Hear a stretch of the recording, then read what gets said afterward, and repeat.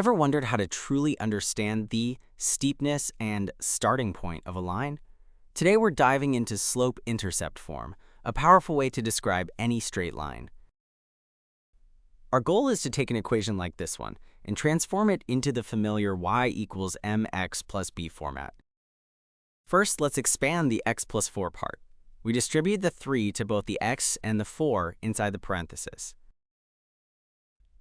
Now, to get y all by itself, we need to move the plus 7 from the left side. Remember, what you do to one side, you must do to the other. So we subtract 7 from both sides. This simplifies our equation to y equals 3x plus 5. And there you have it.